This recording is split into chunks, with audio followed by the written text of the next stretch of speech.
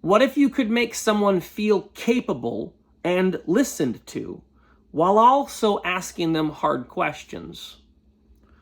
Today we're going to talk about what is the job of a dungeon master. If you don't know what a dungeon master is, I'm going to summarize it pretty quick. There is a type of board game where you play a sort of interactive theater, and one person at the table takes on the role of the dungeon master. Usually it's just one. And they present a world and scenarios to a group of people called the players. Everyone at the table is technically a player, including the dungeon master, but the dungeon master's job is to organize the elements of the world building and the story and bring those things forward to the players for them to respond to.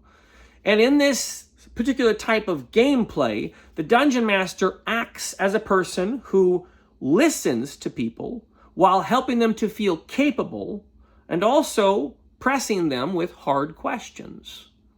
So I have myself some notes here. A number of weeks ago, I went and asked my channel, what is the job of a dungeon master? And I got a lot of responses. I went through and I filtered those responses, wrote down note cards, transferred those note cards to new note cards, and that's what I have here. So I'm going to be going through and explaining to you what my understanding of a dungeon master's job is in the game space of tabletop role-playing games. Keep in mind, I am a relatively new dungeon master myself. I haven't been doing it that long, only about a year or so. And so my understanding of it is pretty limited. What I'm bringing to you is essentially what I have filtered down from people who've been playing the games for, a number of years or decades. So, the premise question that I started with, and I'm going to come back to at the very end for pretty poignant reasons. What if you could make someone else feel capable and listened to, is something you want to try and keep in mind throughout this examination of the job of a dungeon master. The caveat, while asking them hard questions, you want to keep that in mind as a benefit, okay? And I will explain that as we go on. Let me set these note cards down and continue moving, okay? So, in the tabletop RPG space, there are a lot of potentials for creativity, both for the dungeon master and for the dungeon master to provide creative opportunities for the players. Now, the players also have all of their own creative opportunities when they're building their characters and maybe drawing pictures of them and detailing backstories. The tabletop RPG game system itself is almost entirely creative, with many of the resources and mechanics and game building and world building options being a way to channel and funnel creative desires or interests, right? So if you have kids, for example, and they're interested in writing or drawing or coloring or modeling or crafting or building, like little miniature houses and stuff, this is a wonderful hobby to get them into because it's going to be a great creative outlet for that. And in the tabletop RPG space, we have obviously creative writing, creative storytelling, creative crafting, creative social mechanics, and then also the creativity that branches into personal ideas. Like in some ways, we're talking about people exploring themselves and others, okay? So with dungeon mastering, like with playing the role of the dungeon master, you're going to have to pay attention to a number of things. So the job of a dungeon master can be rather taxing in some ways because a dungeon master is going to have to pay attention to a lot more things than the players are going to have to pay attention to. And so it has to be something the dungeon master wants to do. Again, we go back to the original question, what if you could make people feel capable and listened to, while you also got to ask them hard questions? Within each of these branching aspects of what the job of a dungeon master is, you have to understand that the crux of the position is being held on that principle, that idea. Like, what if you could do this service to people, help them to feel capable and listened to, and you could posit difficult questions for them to respond to? So the dungeon master is going to have to pay attention to a number of things. The first and foremost thing they're going to have to pay attention to is themselves. Essentially, the dungeon master has to ask themselves a question: why do I want to be a dungeon master? And the answer to that question is going to be pointed in a number of different directions. If the answer is to control the game, they're not going to be a very good dungeon master. The The Dungeon Master is essentially going to be playing as the world. They're going to be providing consistent environments. They're going to be providing NPCs, characters in the world for the players to interact with, situations, locations, and maybe even plots, but that's maybe less so. More scenarios, right? And so the Dungeon Master is going to be essentially playing the world. And when the players respond to the world that the Dungeon Master has presented, the Dungeon Master is going to respond to the players, okay? The Dungeon Master needs to provide a world where players can make the story. It's very important for the Dungeon Master to not provide the players with a story, but more so provide a world where a story could happen, okay? So while paying attention to yourself, you're also going to need to be keeping up on learning, reading, writing, engaging in other types of storytelling to keep stories fresh in your mind. This is going to be challenging, especially if you're a busy person, because you're going to have to try and find free time to continue learning. Please forgive the dogs barking in the background. Someone's at my front door, so I'm gonna keep going. You're going to have to continue challenging your biases. There's often going to be a time where you get the sense that you know everything you need to know, and maybe you get the idea you're actually a good Dungeon Master. You're probably going to want to challenge that notion, reconsider the idea, and think, what else could I learn? Any of those biases that you have and those preconceived notions about the quality of dungeon mastering that you're doing, it would be better to second guess that in order for you to actually continue to evolve and develop your skills. You're going to have to question your beliefs regularly. Those beliefs either about your capabilities in the game, what you like about the games, what you know about your players, all sorts of things. It's generally best for a dungeon master to be someone who can jump from one foot to the next, both in their analysis of themselves and their ability to pay attention to themselves. You're not playing against your players, and you need to be able to pay attention to that competitive aspect that you might have, if you have a competitive aspect, because you don't want to come to the table with the desire to just ruin someone's day, okay?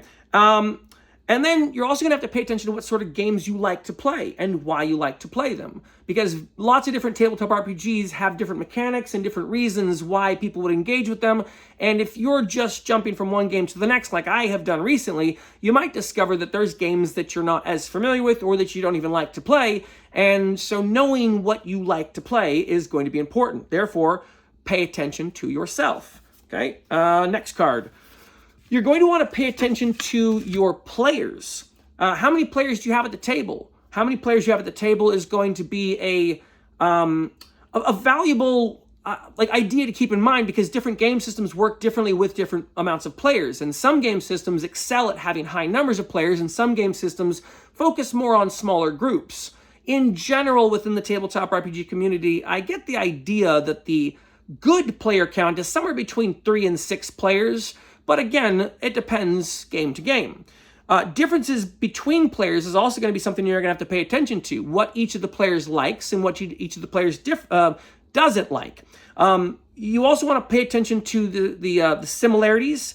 And in that, you want to pay attention to each of the players' experience levels, because a dungeon master is going to have to engage the game differently based on experience levels. So if all of your players are of similar experience level, then you're going to be able to engage the room in a general way. And if all of your players have different experience levels, you might have to tailor the game to each individual player on their own. This is like probably the most important one, and I want to highlight this one a little bit. This is in paying attention to your players. You want to pay attention to the characters they want to play, because when your players tell you a specific type of character they want to play, what they're telling you is a little bit about themselves and sort of what they want to play into in like a storytelling way or a fantasy way, right? Like if they're telling you they want to play as Aragorn, there's something important about that, right? It's not just a hero type they're playing. It actually might be the character. It might be some idealized sense of a story that they want to experience. So understanding the characters your players want to play is going to be an important aspect of you paying attention to players. Okay, next card. You're going to need to pay attention to your group overall. And this will be a little bit different than paying attention to your players, because your group is going to have a different cohesion and malleability in how it forms itself that's not necessarily based on the individuals, but it is a combined makeup of all the different individuals. So the main thing is going to be, it starts with honesty. You're going to have to be genuinely honest with your players, honest about the game you're playing, honest about the type of game you're playing, honest about, like, are you going to be honest with your roles, or are you going to be lying about your roles? Your players need to understand that. And if your players don't understand, like, how you're playing the game, you won't really have an honest game. And if you don't have an honest game, then you're deceiving your players, and that's not really a good premise to start the game with. You're going to need to be able to maintain the pace of the game, keep the game moving, either using timers or tension or story ideas. You know, maybe an NPC runs into the room like, oh, quick, the windmill's on fire, right? Like, sometimes the game is going to lull and drag, and you as the game master, the dungeon master, is going to need to pay attention to the lull that's occurred and insert something to try and keep things moving along. You're going to need to provide an environment to the group where fun can happen. And it's important that fun does happen if you want the game to continue on. Your players, if they're having fun, will keep coming back to the game. And you as the dungeon master, if you can tell your players are having fun, will want your players to keep coming back to the game. The last aspect of paying attention to the group that's very important is mediating between the players and the rules. One of your jobs as the dungeon master is knowing the rules, and we'll get to the mechanics in just a minute, but beyond knowing the rules, you need to understand how to adjudicate or arbitrate for the players when they say they want to do something. So when a player says they want to climb the bell tower and knock the bell over, you need to understand a little bit about how the game works and what the rules and rulings are in the game to tell the player what sort of roll they need to make or what sort of skill check they're going to need to do in order to accomplish the goal that they've just established they want to do. Right? Continuing on with paying attention. You're going to need to pay attention to the game mechanics. So that means you're going to actually have to learn the system and the reason for why a mechanic exists in the game. If the game has a system for grappling someone and it's very complex, you at least need to understand why there's a complex aspect to the grappling system. And if it's something you want to throw out entirely, you first want to understand why it was there in the first place before you start throwing it out, because throwing out a mechanic like grappling can change things in the game in a way that makes things unfun for you as the dungeon master and unfun for the players. So if you understand the mechanics of the game and you pay attention to them, it will help you to make moment-to-moment good decisions about how the game should proceed.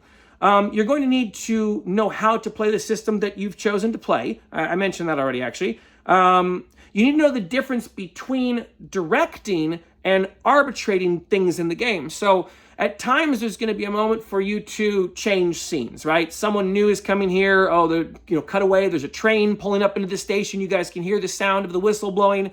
And that's like directing things, and then arbitrating things where, a player says, I'm going to start running over to the train, and you determine how long it takes them to get there. Do they get there before the train has already left? So on and so forth, right? And then mechanics-wise, the last thing I have here, you need to learn what mechanics your players like and dislike about the game. Sometimes that might be important because you're thinking about changing systems, and sometimes that might be important because you've noticed that a certain mechanic in the game is slowing things down. You might want to cut that mechanic out, you might want to change it, you might want to talk to your players, going back to paying attention to group and honesty. You might want to talk to the players and say, hey, I've been thinking about adjusting, changing, getting rid of this rule. What do you all think of doing that, And that's where some of the dynamic of the dungeon master is very important, because if you've been paying attention to all these other things along the way, especially the honesty and the directness, you'll have a much easier time coming to your players with some idea or insight about what should change in the game. It's possible your players haven't even noticed that the mechanic is what's causing the game to drag, but you as the dungeon master, having paid attention to the whole group, will have overseen that and will have noted, hey, every time we do this one thing, everything kind of chugs to a slow for a while. What do you guys think about skipping that mechanic? Okay. And about paying attention, some of the ways that you're going to need to pay attention, or some of the ways that you're going to use attention methodology, I guess, is going to be by doing the following things. Listening. That's probably going to be like the main thing you're going to have to do as a dungeon master. You're going to have to listen actively to your players to either understand what their characters are saying, what they are saying their characters want to do, what they are saying as a player they want to do, and also responding to them with questions. So when they say a thing and you're listening, you might try to say something back to them like, let me see if I understand what you're saying. Are you saying this? And rephrase it in a way so that they can listen back to the thing you've said and say, oh yeah, that's exactly what I was saying. Thank you for listening or whatever, okay? And so you're going to need to be listening and responding. You're going to have to, again, back to the things you're going to have to pay attention to about yourself. You're going to have to keep learning and thereby get better with words, get better with descriptions and, dialogue. Being able to respond both in the game with your NPCs and your world building elements, but also being able to respond out of the game with direct communication with your players. For example, as I mentioned, if you're going to be dishonest with your players about rolling, you should be honest that you're going to be dishonest with your players about rolling, right? So if you're going to lie about the numbers that you roll, your players should be fully aware of the fact that you're going to lie about your rolls. And then a question or a discussion could come up in turn and say, well, why are we rolling the dice at all? And it actually might be better for you and your players to not roll the dice. Also, you're going to have to pay attention by, hold on, I lost track of my notes. Let's see, what do the players want to do? Oh, so when you're responding to your players with dialogue, when you listen to your players, you respond to your players, and you're going to, some of the way that you're going to respond is by allowing your players to interact in your world. And this is a key one, right? So you as a dungeon master are going to be creating characters, right? So imagine like Wormwood from Lord of the Rings. And that's a character you've created in the game, and his name is Ted. And he's kind of like a sniveling, lying, manipulative guy, right? And maybe you as the dungeon master get pretty familiar with Ted and you like him.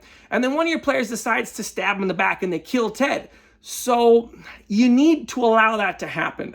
And I know it can be really frustrating as a dungeon master because, hey, you liked Ted and you had like a whole bunch of plans for Ted's life and his family and all that stuff.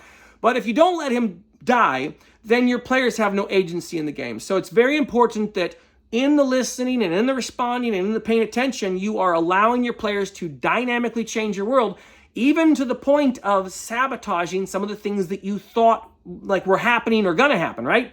All right, let's see. The last one I have for paying attention by is, you're gonna have to pay attention by preparing sessions. I know it sounds a little bit backwards. It is, but it's also not. When you're starting like your first few sessions, you're gonna get some senses of like the players enjoying a certain thing or not. Like maybe you have some terrain or some maps that you've drawn, or you've used like some really, really creative theater of the mind aspects.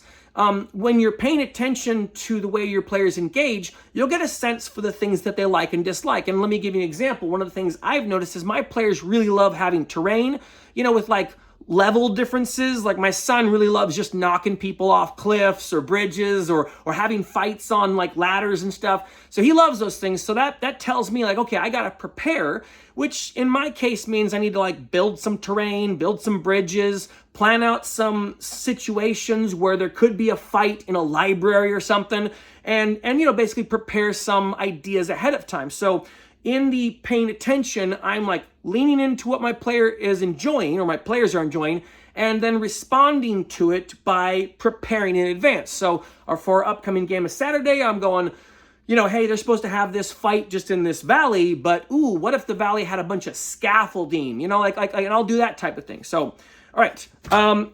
Requirements for hosting. This is like a separate category outside of paying attention, but it is another type of paying attention that is sort of to the personal, real world needs of the humans who show up to your game, right? So you're going to need a place to play. And that could be like a board game store. That could be someone's house. That could be maybe a public place where you can rent space or something. So you need to find a location. And in that location, the goal you should have is to try and make your players feel at home. If it's at someone's house, that's probably a lot easier. If it's at a board game shop, it's maybe a little more difficult. But making your players feel at home is going to be an important aspect of the game. You're going to need to schedule some time, either before the game or during the game or maybe after the game, for people to have food and drinks. And what I've been told so far is it's best to have like a break time in the middle of your session to give people pause time in order to process the things that have been happening. I have not done that consistently in our games, but that's something I'm going to start doing. This one might be a little harder. I know I have a difficult time doing this, but you're probably, as a dungeon master, going to need to delegate some duties to your other players. And that could be among a bunch of different things. For example, like bringing snacks, or maybe bringing dice. Maybe if you have some new players and you don't have enough dice and someone else has a ton of dice, bringing dice. It could be like they could make their own miniatures. It could be they could craft some things. But allowing your players to delegating and allowing your players to participate in the like craftsmanship or the interaction in the game, and also like offer things, will probably help them invest their own interests into the game and make the interaction feel more rewarding. So delegating some duties to your players is also going to be less stress on you as the dungeon master. If you go at this like this is your job, it will probably cause the thing people call burnout, right? And I've experienced a little bit of that. And it's the moment I go, hey, could you guys provide dinner and snacks or whatever? I'll get everything else prepared. It's a lot easier for me. And then the last thing on hosting requirements is, the game master is in charge of the session. And that means like a couple different things, but like, you're going to have some stuff prepared. We already covered that. You're going to be essentially setting the tone for the room. And that's a really important one. I don't think I have that one laid out later on in here. I might, okay, so I'm gonna touch on it a little more, but there's gonna be essentially a social cohesion to your group. So for example, if you as the dungeon master notice that one of your players is maybe picking on one of the other players, or maybe coming across gruff or aggressive, it's going to be your job as the dungeon master to, hey, we're not going to do that. Maybe you take that player aside, but it's going to be your job as the dungeon master to control the session. That also means like scheduling and time, and if people are showing up late or they're just not showing up, you're going to have to address those things. And that's, to me, that's the difficult part. I don't know if I like being direct like that with people, but I'm learning to be better. All right, some things that will happen over time. You shouldn't expect this stuff to happen right away. And by the way, all of the things I mentioned on this list are not requirements, but they're going to make your role as the dungeon master a lot easier if you try and implement these things as best as you can, at least so far as I understand. Some things that will happen over time. You're going to start figuring out your players, your group, yourself, the games you like, the games your players like, the things that work at your table. That's not something you can figure out in the first session or the fifth session. It's going to take a number of sessions for you to kind of experientially delve into games and game systems and your players to figure out what works, what doesn't, what you like, what you don't. And as I mentioned, you're going to have to learn how to set that social tone at the table. That's not something that you're going to just be able to do in one session as well. You're going to have to start to get to know your players, because sometimes a snide remark isn't so surface level, it's obvious. But after a while, you might start to notice some and go, oh, hey, that snide remark coming from that one player is bringing the tone of the table down. Or even worse, that snide remark from me is bringing the tone of the table down. And so I'm going to have to keep my snide remarks out of the game in order to bring the spirit of the table up, right? Let's see, I have several personal preferences. Okay, I got the creative outlets. I'm almost done. Wow, I'm under 25 minutes. I thought it was going to be 30 minutes. Let's see if I can wrap this up in the next few minutes, all right? So several personal preferences. These are things that I'm aiming for in my games. With everything that I've learned in the last year or so, there's a bunch of stuff that I go, okay, I'm putting these to the top of my pyramid, these are important to me, so I want to work on these goals hold on, I got a mess, I'm making it go away. I'm working on these goals, so these are the things I want to work on, right?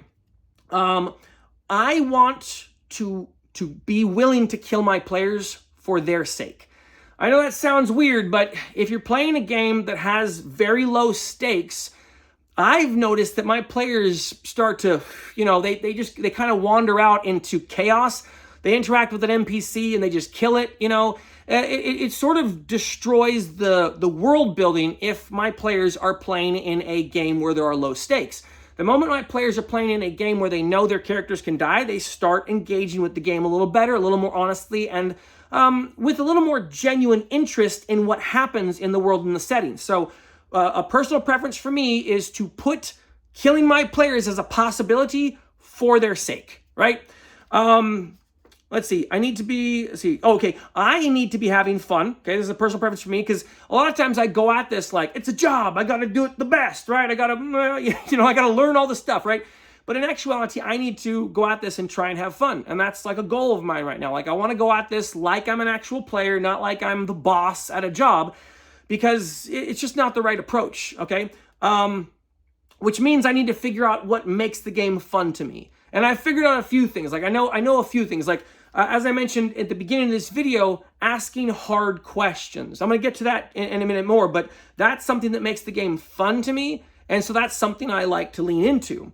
All right. Let's see. Another personal preference I'm aiming for. I want to make challenging situations that allow my players to craft a cunning response. So instead of having it be like, the bad guy bursts in the door and surprises my players, I want to work on that thing where, hey, you guys hear footsteps coming down the hall. You can hear the sound of rustling outside the door. Might be that they're setting up some sort of like barricade, or they're about to break the door open. What are you guys going to do, right? And like, instead of setting up a situation where my players have to, respond, I set up a situation where they actually get an advantage in a dangerous scenario so that they can craft a cunning response to the thing happening in the world, right? And someone mentioned that in one of the comments, and I was like, I want to do that, right? That sounds a lot more fun than boom, you're under attack, So, all right, I have a couple more notes about things I'm trying to do, priorities of mine. I want to learn how to tie the players' characters into the world better. So that's something I'm already trying to keep in mind for our next game session. My son has told me that his character is like chasing after the person who murdered his father, like Inigo Montoya from The Princess Bride.